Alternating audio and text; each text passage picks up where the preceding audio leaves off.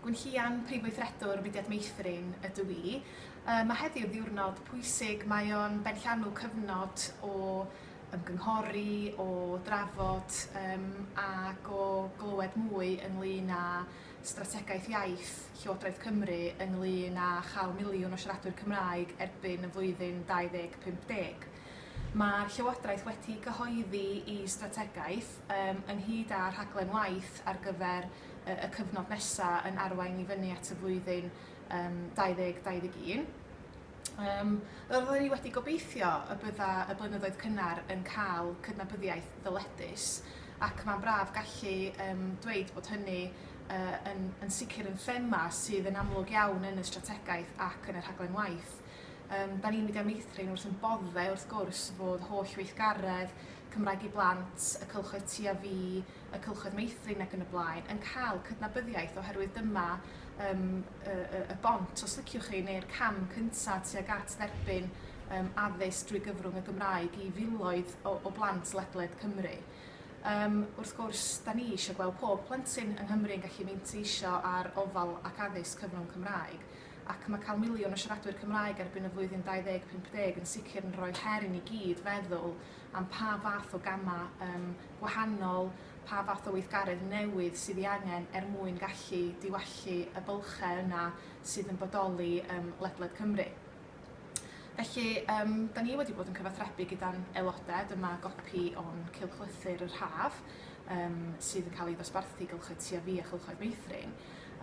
Mwyn sicrhau bod pawb sydd yn rhan o deulu Mudiad Meithrin mewn gwirionedd yn deall i bod nhw yn rhan o'r her yma o gael miliwn o siaradwyr Cymraeg erbyn y flwyddyn 2050.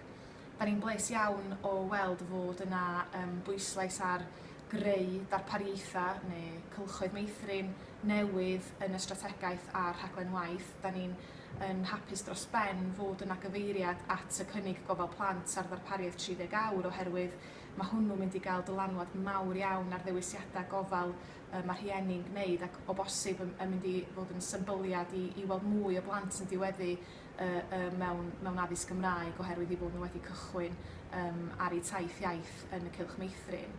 Da ni'n falch iawn hefyd o weld cydnabyddiaeth o'r angen am weithlu cymwys a gweithlu sydd yn meddu ar sgiliau penodol Cymraeg, a mae'r ffaith fod gweithgaredd Mudiad Meithrin yn y maes pwysig yma yn cael cydnabyddiaeth yn destun llawenhau i ni fel mudiad.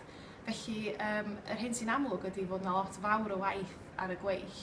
Mae yna heriau yn bendant, dydy'r math yma o weithgaredd ddim yn hawdd. Petai o'n hawdd, mi fydda ni wedi hen neud wrth gwrs. Ond gyda buddsoddiad ychwanegol, da ni'n grediniol y bydd modd i'r blynyddoedd cynnar wneud cyfraniad pwysig tuag at y targed uchelgeisiol yna o gael miliwn o siaradwyr. A dydy hwnnw ddim yn darged sydd yn bodoli mewn gofod neu mewn gwagle.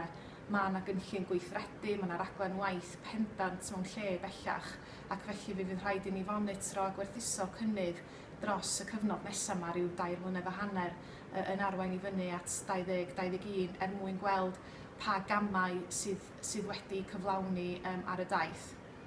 Wrth gwrs, y rheswm pam bod ni'n gwneud beth ni'n gwneud bob dydd ydy oherwydd bod ni'n credu y dylai pob plentyn yng Nghymru allu manteisio ar ofal ac addysg blynyddoedd cynnar trwy gyfrwng y Gymraeg, ac da ni'n grediniol fod y strategaeth a'r rhaglen waith sydd wedi cyhoeddi heddiw yn sicr yn rhan o'r ateb hwnnw.